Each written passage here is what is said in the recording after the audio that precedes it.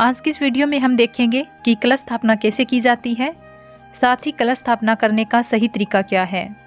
दोस्तों, कलश स्थापना करने के लिए हम तांबे या पीतल का कलश ले लेते हैं। अगर मिट्टी का कलश आपको मिल जाए तो सबसे उत्तम है। आप मिट्टी का कलश ले लीजिए या फिर तांबे या पीतल का कलश ले लीजिए। उसके बाद हमें कलश को मोली बांधनी है। कलश को ऐसे खाली नहीं छोड़ना होता। कलश के कंठ पर हम मोली बांध देते हैं। मोली को कलावा भी बोला जाता है। तो इस तरह से हम कलश के कंठ पर मोली बांध देते हैं। मोली बांधने के बाद हम सबसे पहले गंगाजल डालेंगे। तो यहाँ पर गंगाजल कलश में पहले थोड़ा सा डालना है। गंगाजल डालने के बाद कलश को कंठ तक शुद्ध जल से भर लेंगे। तो देखिए, यहाँ पर हमने कलश को कंठ तक भर लिया है। इसके बाद हम कलश में कुछ चीज़ें डालते हैं। देखिए, हम हल्दी की गांठ डालेंगे। आपके पास सूखी हल्दी ना हो तो आप हल्दी पाउडर भी ले सकते हैं। इसके बाद हमें एक सुपारी लेनी है और कलश में पानी में डाल देंगे। साथ ही हम एक सिक्का डालेंगे। नॉर्मल सिक्का भी आप ले सकते हैं, या यदि आपके पास चांदी का सिक्का हो तो वो भी आप डाल सकते हैं।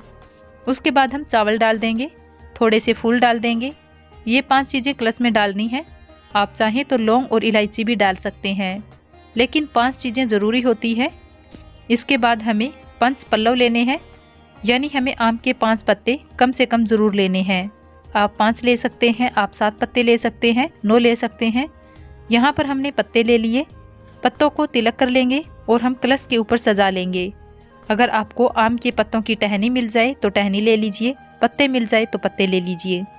इसके बाद हमें कलश पर रखने के लिए नारियल चाहिए। आप पानी वाला नारियल लें। आप बजाकर देख लीजिए, पानी उसमें बजना चाहिए। नारियल के ऊपर मोली या कलावा आप बोलते हैं लपेट लेंगे। आप लाल रंग का कपड़ा भी लपेट सकते हैं। आप माता रानी की चुंदरी भी लपेट सकते हैं।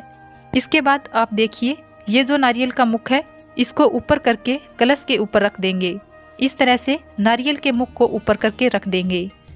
देखिए, आप नारियल खड़ा रखें तो नारियल का मुख ऊपर की तरफ होना चाहिए। आप चुनरी भी इसके ऊपर लपेट सकते हैं। इसके बाद हमें जहाँ पर भी कलश स्थापना करनी है वहाँ पर हम थोड़े से चावल रखेंगे और अष्टदल कमल बना लेंगे। जब भी आप पूजा करते हैं नवरात्रि की, तो माता रानी के सीधे हाथ की तरफ हमें कलश रखना होता है। तो सीधे हाथ की तरफ आप अष्टदल कमल बना लीजिए। अब अष्टदल कमल के ऊपर आपने जो कलश तैयार किया था रख लीजिए।